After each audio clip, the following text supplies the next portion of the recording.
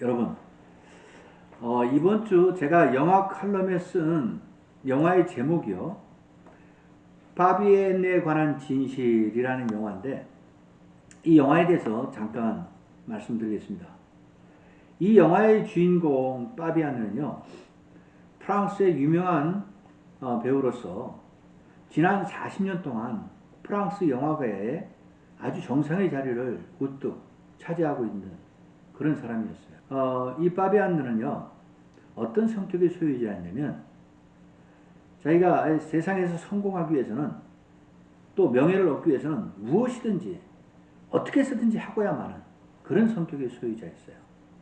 그러다 보니까 가정은 뒤로 하고 또 가족들과도 그렇게 관계가 원만하지 못했습니다. 결국은 전 남편하고는 이혼하고요. 그리고 두 번째 남편하고 사는 그런 바비안느였는데, 이 바비안느가 자신의 인생 회고록을 발간을 한 겁니다. 그 소식을 들은 뉴욕에 사는 딸 르메르, 이 딸은 이제 시나리오 작가로 뉴욕에서 활동하고 있었는데, 이 딸이 엄마의 그 회고록을 축하해주기 위해서 남편과 그리고 그녀의 딸과 함께 파리를 방문하게 됩니다.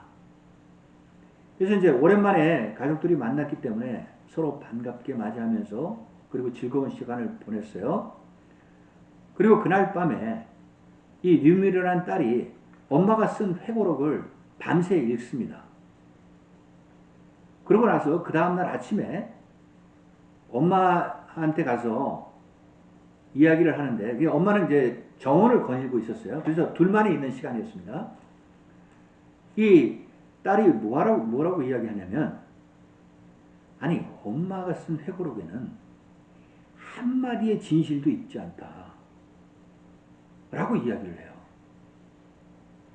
그러면서 르미르가 어렸을 때 자신의 이야기도 다 거짓말로 썼는데 이게 무슨 회고록이냐 그러면서 엄마에게 따지면서 공격을 합니다. 이때 바비안느가 뭐라고 그러냐면, 나는 배우라서 진실을 말하지 않는다. 진실은 재미없어 라고 이야기를 하더라고. 그러니까 딸이 더 분개하면서 뭐라고 그러냐면, 아니, 사라 이모가 죽은 이야기에 대해서는 왜 그럼 한마디도 쓰지 않았느냐 라고 다시 질문을 해요. 그랬더니 바비안느가 뭐라고 그러냐면, 이번에는 내 회고록은 내 거야.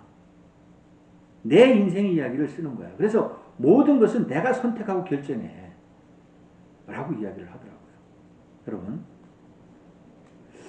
지금 바비안느가 자기의 그 회고록을 쓰면서 사실도 없는 거짓말을 쓰고, 그리고 이 회고록은 내 거니까, 내 인생이니까 내 마음대로 쓴다고 이게 이야기하고 있는데, 여러분들은 과연 이거에 대해서 어떻게 생각하십니까? 저는 이건 아니라고 봤어요. 이건 아니죠. 우리가 하나님을 믿고 안 믿고를 떠나서 인생의 회고록을 쓰는데, 아니, 내용도 없는 거짓말로 쓰고, 내 인생은 내 거니까 내 마음대로 써도 된다? 그리고 나는 배우라서 진실을 말하고 싶지 않다? 진실은 재미가 없어? 지금 회고록을 쓰면서 소설을 쓰는 겁니까? 픽션을 쓰고 있어요.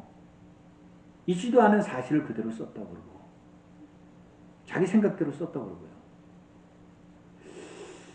자, 여러분, 이건 잘못된 거죠. 우리의 인생이 우리 것입니까? 많은 사람들이 내 인생은 내 거니까 내 마음대로 한다라는 착각 속에서 살아가고 있는데, 이거는 영적으로 무지한 사람들의 생각이라는 겁니다. 우리나라 대중가의 그 제목도 내 인생은 나의 것이라는 노래가 있어요. 그 가사를 보면은 내 인생은 나의 것, 그냥 나를 내버려 두세요. 내가 책임질 테니까 내 인생은 나의 것. 뭐 이런 내용의 가사예요. 근데 이건 아니잖아요. 정말. 하나님께서는 분명히 그렇게 이야기하고 싶지 않잖아요. 하나님은 우주 만물을 다 창조하시고 지금도 이 우주 만물 특히 우리가 살아가는 이 세상도 하나님이 통치하시고 하나님이 주권과 섭리 안에서 만들어가고 계시잖아요. 따라서 우리 인간들은 이 세상에서 우리 인생을 살아가면서 잠시 이 세상에 빈손으로 왔다가 빈손으로 가는 게 그게 진리지 않습니까? 그러니까 우리가 지금 살아가고 있는 모든 세상, 이 세상은요. 하나님이 창조하셨기 때문에 하나님이 주인이시고 하나님이 소유라고요. 우리는 잠시 여기서 빌려 쓰다가 하나님한테 반납하고 그리고 청지기처럼 살다가 가야 되는 인생이라고요. 근데 많은 사람들이 이 진리는 알아요. 그런데 이걸 실천하지 못하고 마치 내 인생은 내가 주인이라고 생각하고 살아간다는 거죠. 거기에 문제가 있다는 겁니다. 그래서 제가 오늘 본문의 제목을 안식일의 참 주인이라고 지금 정했어요. 그러니까 오늘 본문에서 예수님께서 강조하고 있는 게 뭐냐면 바리새인들에게 우리가 본문을 읽었지만 뭐라고 그러시냐면 안식일의 주인이 내가 아니라 너희들이 아니라는 거예요. 인간이 아니고 안식일의 참된 주인은 누구다? 하나님이시라는 걸 지금 강조하고 계세요. 그래서 그럼 우리가 지금 예수님께서 안식일의 주인은 하나님이라고 그러셨는데 그 어떠한 근거로 그렇게 말씀하시는지 우리가 함께 생각해 보도록 하겠습니다. 자, 먼저 23절과 24절 함께 보겠습니다. 제가 읽겠습니다. 안식일에 예수께서 밀밭 사이로 지나가실새 그의 제자들이 길을 열며 이삭을 자르니 바리새인들이 예수께 말하되 보시오 저들이 어찌하여 안식일에 하지 못할 일을 하나이까. 지금 이 상황은 어떤 상황이냐. 예수님과 제자들이 안식일 날에 밀밭 사이의 길을 가시면서 길을 내시면서 걸어가고 있는 겁니다. 그런데 제자들이 그 밀밭 이삭을 손으로 잘랐다는 거예요. 그게 23절입니다. 근데 마태복음하고 누가복음에는 이거를 구체적으로 어떻게 기록하고 있냐면 이삭을 잘라서 손으로 비벼서 그것을 먹었더라 라고까지 이야기하고 있어요. 자, 그리고 그 다음 장면 24절은 어떤 장면이냐면 지금 예수님과 제자들이 밀밭 사이로 가면서 제자들이 이게 이삭을 손으로 비벼서 먹는 것을 그들이 목격을 한 겁니다. 그리고 예수님한테 가서 뭐라고 그러냐. 아니 안식일 날 당신의 제자들은 왜 해서는 안 돼 저런 짓을 하느냐 하면서 따지고 있는 거예요. 또 공격하고 있는 겁니다. 그러니까 지금 바리새인들은 계속 예수님과 그 제자들을 관찰하고 있는 거예요. 그리고 뭔가 잘못한 게 있으면 꼬투리를 잡아서 어떻게든지 문제를 삼으려고 지금 하고 있는 거예요. 그러니까 이번에는 안식일 날 그 이삭을 잘라서 손으로 비벼서 먹었다는 게 이게 율법에 어긋났다는 거 지금 문제를 삼으면서 공격을 하는 겁니다. 자, 그럼 우리가 여기서 먼저 안식일에 대한 개념을 좀 살펴보도록 하겠습니다.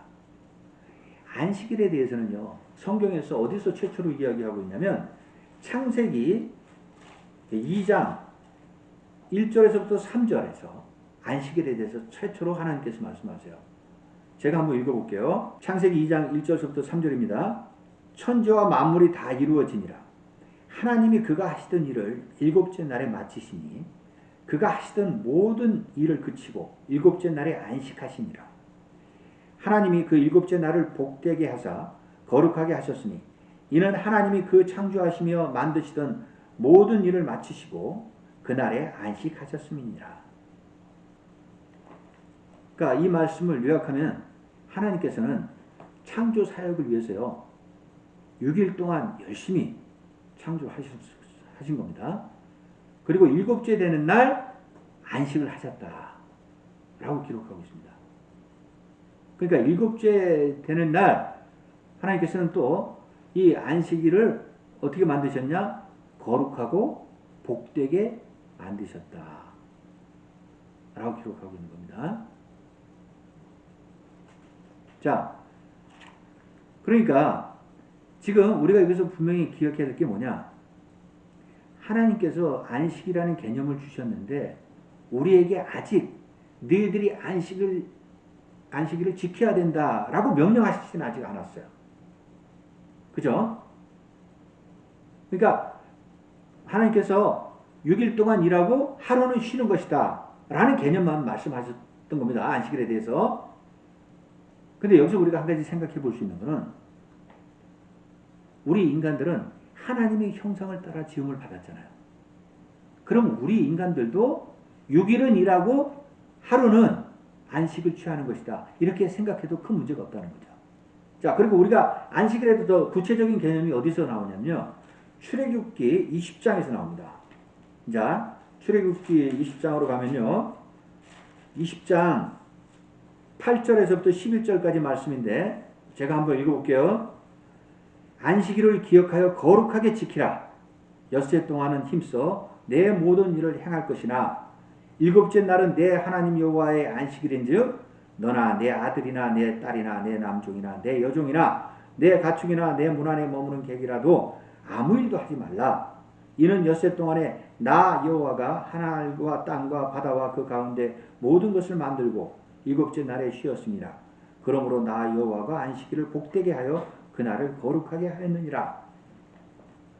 여러분, 이 말씀은 어디에 말씀이냐면 하나님께서 이스라엘 백성들에게 모세를 통해서 시내산에서 십계명을 준 네 번째 계명의 말씀이에요.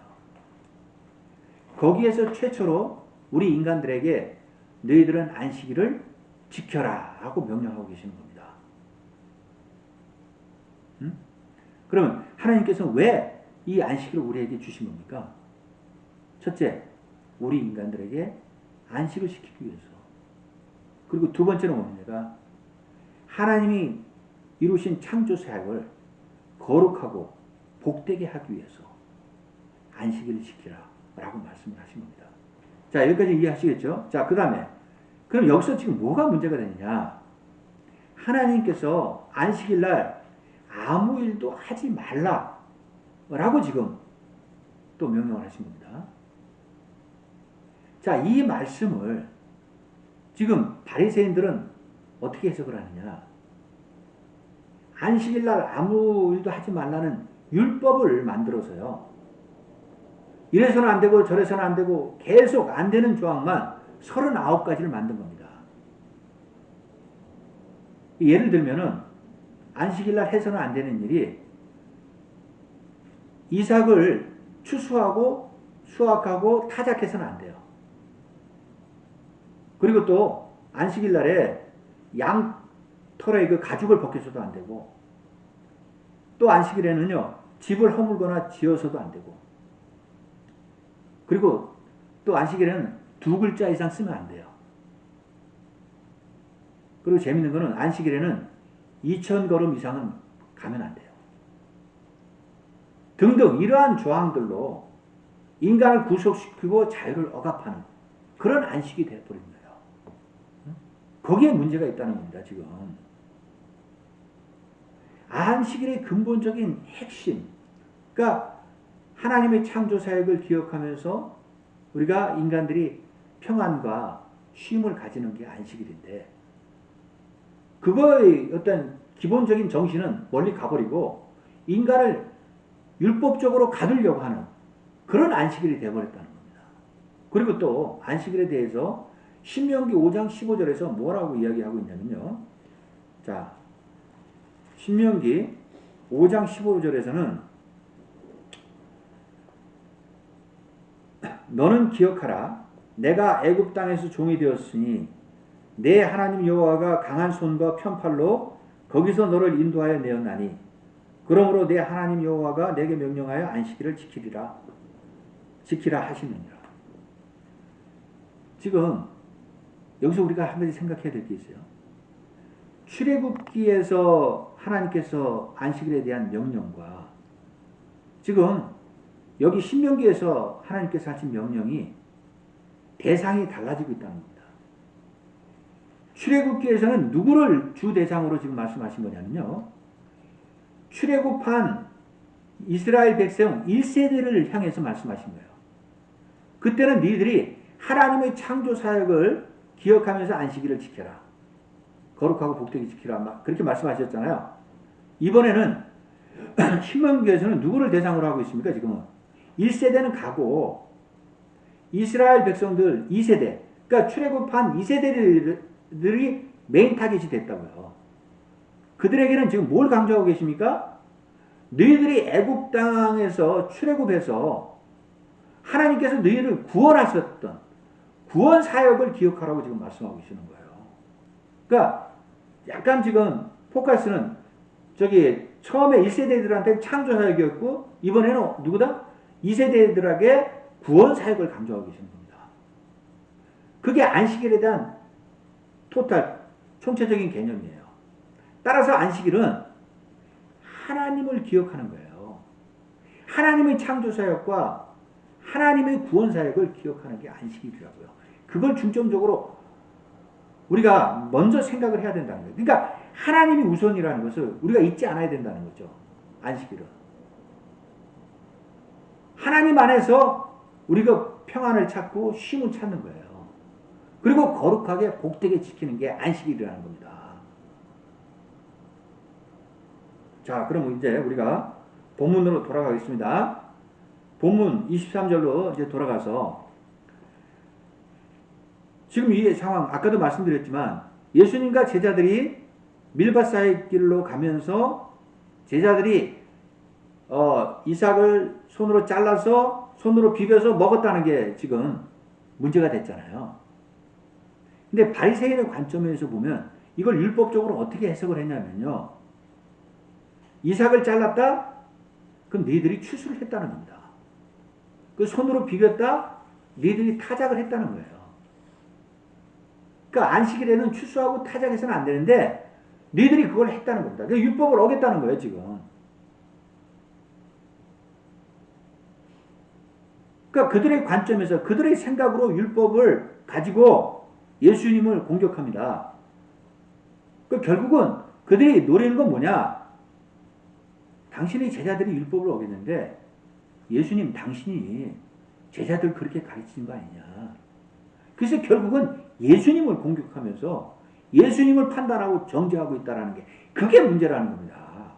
자, 그러면 이어서 우리가 25절과 26절을 보겠습니다. 이에 예수님께서 어떻게 그러면 그들에게 말씀을 하시는지 제가 한번 읽어볼게요. 예수께서 이르시되 다윗이 자기와 및 함께한 자들이 먹을 것이 없어 시장할 때 한 일을 잊지 못하였느냐. 그가 아비아달 대제사장 때 하나님의 전에 들어가서 제사장 위에는 먹어서는 안 되는 진설병을 먹고 함께한 자들에게도 주지 아니하였느냐. 자, 이 말씀은 어디에 나오냐면요. 사무엘상 21장에 나옵니다. 21장 1절에서부터 6절이 그 내용인데요. 좀 깁니다만 제가 한번 읽어볼게요.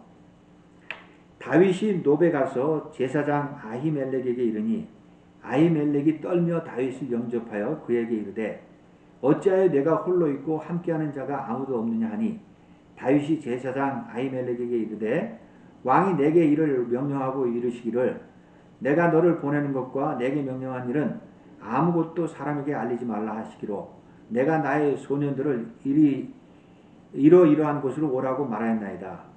이제 당신의 수중에 무엇이 있나이까? 떡 5덩이나 무엇이나 있는 대로 내 손에 주소서 하니 제사장이 다윗에게 대답하여 이르되 보통 떡은 내 수중에 없으나 거룩한 떡은 있나니 그 소년들이 여자를 가까이만 하지 아니하였다면 주리라 하는지라. 다윗이 제사장에게 대답하여 이르되 우리가 참으로 3일 동안이나 여자를 가까이 하지 아니하였나이다. 내가 떠난 길이 보통 여행이라도 소년들의 그릇이 성결하겠거든 하물며 오늘 그들의 그릇이 성결하지 아니하겠나이까 하매 제사장이 그 거룩한 떡을 주었으니 거기는 진설병 곧 여호와 앞에서 물려낸 떡밖에 없었음이라. 이 떡은 더운 떡을 드리는 날에 물려낸 것이더라. 자, 이 내용을 요약하면요. 다윗과 그 일행이 사울 왕에게 쫓겨다녔어요. 그 도망을 다니다가 보니까 굶주렸습니다. 배가 너무나 고팠어요. 그래서 누구에게 갔느냐? 대제사장한테 간 겁니다. 여기서 오늘 본문에서는 아비아딜 제사장으로 나오는데요. 지금 사무엘상에서는 아히멜렉으로 나오죠. 이게 아버지입니다. 아히멜렉이 아버지고 이게 아들이에요. 아비아달은. 그러니까 아비아달로부터 지금 이 떡을 공급받았다 이렇게 이야기하거든요. 예수님께서는. 그래서 다윗이 제사장이 주는 떡을 먹게 된 겁니다. 근데 이건 하나님 제단에 드려진 떡이기 때문에, 음식이기 때문에 아무나 함부로 먹을 수 없는 떡이었어요. 이 떡은 오직 제사장들만 먹을 수 있는 그런 떡이었다고요. 근데 그 떡을 다윗과 일행이 먹게 된 겁니다. 그러니까 지금 예수님께서 하시는 말씀은 뭐냐? 이거를 안식일에 대비해서 지금 말씀하시는 게 아니에요. 너희들이 안식일의 율법을 이야기하는데 그 율법보다 더 큰 율법, 더 중대한 율법이 바로 이 율법이라는 겁니다. 하나님의 떡을 함부로 아무나 먹을 수 없는데 먹었다는 거예요. 그거를. 왜 먹었습니까? 다윗과 그 일행이 배가 고팠기 때문에, 생명을 살리기 위해서, 생명을 구하기 위해서 하나님의 떡을 먹는 거는 그건 더 중대한 율법인데 하나님 앞에 아무런 문제가 되지 않았다 라고 지금 강조하고 있는 거라고요. 그래서 지금 예수님께서는 바리새인들에게 뭐라고 이야기하십니까? 너희들이 다윗의 글을 읽지 못하였느냐. 지금 이 바리새인들은 구약의 이 말씀을 다 알고 있다고요. 그들이 얼마나 그 말씀을 공부한 사람들입니까? 예수님 그걸 다 아셨어요. 그래서 예수님께서 되묻고 있는 거예요. 너희들이 그 말씀을 읽으면서도 그걸 깨닫지 못했느냐. 더 큰 율법도 하나님 앞에서 전혀 문제가 되지 않는다는 겁니다. 왜? 인간의 생명을 구하는 일에는 전혀 문제가 되지 않는다는 거예요. 그러니까 예수님의 제자들이 지금 이삭을 잘라서 먹었잖아요. 배고파서 먹은 거예요. 그건 문제가 될 거 없다라는 겁니다. 여러분, 마태복음 7장 3절에 보면요. 예수님께서 이 바리새인들한테 뭐라고 그러십니까? 어찌하여 형제의 눈 속에 있는 티는 보고 내 눈 속에 있는 들보는 깨닫지 못하느냐. 지금 예수님 바리새인들한테 이 말씀을 하고 싶은 거예요. 남을 비판하고 정죄하려거든. 그거 잘못됐다는 겁니다. 너 자신에 있는 들보부터 보라는 거예요. 이게 오늘날 우리들의 이게 이 말씀을 적용하면 지금 이 세상에 우리가 얼마나 많은 비리와 부정부패가 만연을 합니까? 근데 이걸 보고도 우리가 가만히 있어야 된다고요? 아니라고요. 예수님께서는 가만히 있으라는 이야기 안 했어요. 이런 비리들, 이런 타락, 이런 죄악들 비판해야 된다는 겁니다. 공격해야 된다는 거예요. 투쟁을 해야 돼요. 우리 목소리를 내야 되는 거예요. 그렇지만 한 가지 옵션이 있다는 겁니다. 너희들이 그렇게 하기 전에 너희 자신의 들보부터 먼저 보아야 된다. 라고 말씀을 하고 계시는 겁니다. 그 바리새인들은 너희들이 지금 나를 정죄하고 공격을 하는데 너희 들보가 무엇인지부터 생각을 하라는 겁니다. 너희들이 율법의 잣대로 나를 심판하고 있는데 너희들 잘못했다는 거예요. 자, 이어서 27절 보겠습니다. 또 이르시되 안식일이 사람을 위하여 있는 것이요 사람이 안식일 위하여 있는 것이 아니다 라고 말씀하세요. 그러니까 오늘 본문에서의 핵심인데요. 안식일이 사람을 위해서 있다라는 겁니다. 그 진정한 의미는 뭡니까? 지금 예수님의 제자들이 이삭을 손으로 잘라서 그 비벼서 먹은 거, 그 안식일의 율법을 가지고 너희들이 그걸 정죄하고 있는데, 공격하는데, 하나님 안에서 그건 문제가 되지 않는다는 겁니다. 왜? 안식일이 사람을 위해서 있기 때문에. 사람을 위해서 있다는 말은 궁극적으로 뭐야? 사람의 생명을 살리는 일이 더 중요하다는 거예요. 사람이 배고파서 먹는데 그거에 대해서 하나님께서 문제 삼으시지 않는다는 겁니다. 그러니까 궁극적으로 지금 예수님께서 하시는 말은 뭐냐면 너희들이 율법, 계명 다 이야기하라는 겁니다. 가장 상위에 있는 율법, 계명이 뭐죠? 하나님을 사랑하고 이웃을 사랑하는 거잖아요. 결국 사랑이잖아요. 하나님 사랑에서는 그 안식일의 구체적인 그 율법, 이거 하지 마라 저런 하는 거 아무런 문제가 될 거 없다는 겁니다. 하나님의 큰 사랑이 더 위에 있다는 거예요. 그걸 궁극적으로 예수님께서는 말씀하고 싶은 거예요. 하나님의 사랑과 긍휼은 우리 인간을 사랑하시는 거다. 자, 그러면서 마지막 28절에서 이러므로 인자는 안식일에도 주인이니라. 여기서 인자가 안식일의 주인이라는 겁니다. 인자는 누구를 말하는 거죠? 메시아로 이 땅에 오신 예수 그리스도를 말씀하는 거잖아요. 예수 그리스도가 안식일의 주인이시래요. 예수 그리스도가 안식일을 만드신 분이시래요. 따라서 예수 그리스도가, 예수님이 그들을 향해서 안식일은 이런 것이다 라고 자세히 가르쳐주고 계시는 거예요. 안식일은 인간을 율법 속에서 가두는 게 목적이 아니라는 겁니다. 안식일은 인간을 자유롭게 하고 인간에게 쉼과 평안을 통해서 하나님을 거룩하고 복되게 거룩하게 여기어 나아가는 것이 안식일이라는 겁니다. 그게 결론적인 말씀이에요. 그래서 내가 바로 안식일의 주인인데, 참 주인인데, 너희가 하나님의 진정한 사랑을 깨달아야 된다는 겁니다. 그게 지금 포인트라는 거예요. 자, 그런데 여기서 우리가 마지막으로 하나 또 짚고 넘어가야 될 게 있어요. 여러분, 안식일의 개념과 주일의 개념에 대해서 우리가 분명히 깨닫고 있어야 됩니다.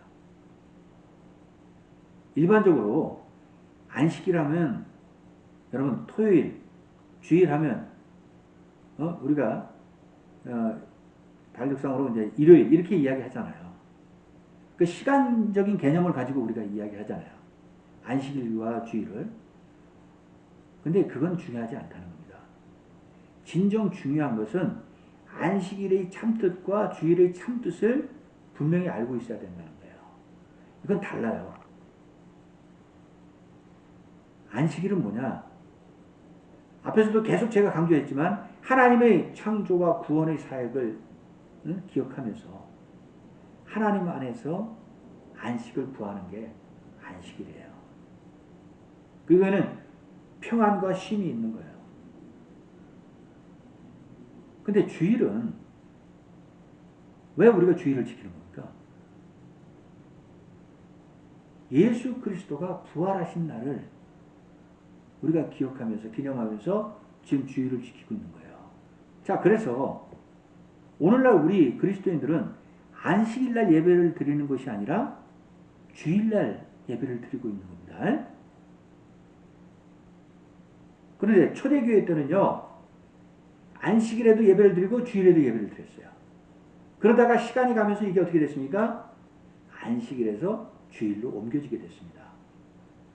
그래서 우리는 지금 주일날 하나님께 예배를 드리고 찬양하며 나아가고 있는 거예요. 근데 중요한 건 뭐냐? 이 주일의 개념에 안식일의 개념도 지금 포함되어 있다는 겁니다. 이제는 우리가 거룩하게 하나님 앞에 예배를 드리고 주일을 예수님이 부활하신 날을 기념하면서 나아가고 있는 게 기본 골격이에요. 근데 거기에 안식일의 개념이 포함되어 있다는 겁니다. 우리의 쉼과 우리의 평안이 주일날에 같이 함께 한다는 거예요.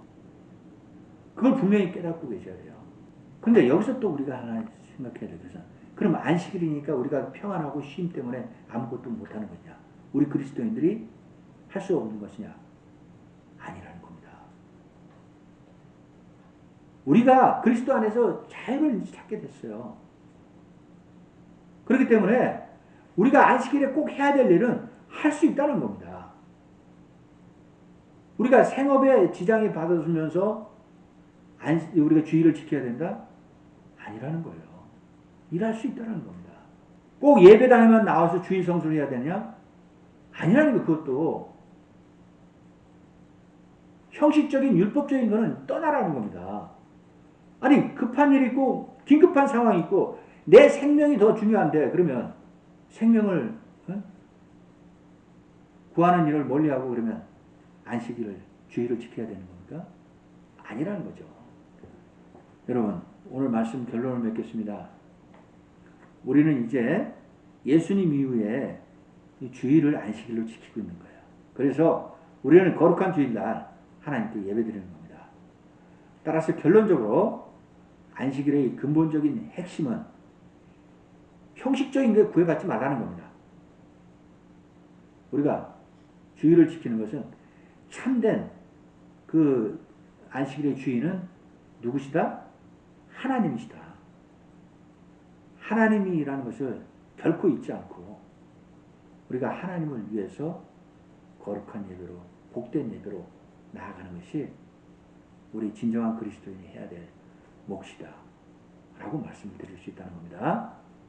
예, 이 말씀을 마음속에 새기시면서요. 이번 주에는 지금 예수님이 이 땅에 오신 성탄절을 맞이합니다. 우리가 예수님 오심을 기뻐하면서 이 한 주간도 그리스도 안에서 승리하는 여러분 되시기를 축원드리겠습니다. 예, 기도하겠습니다.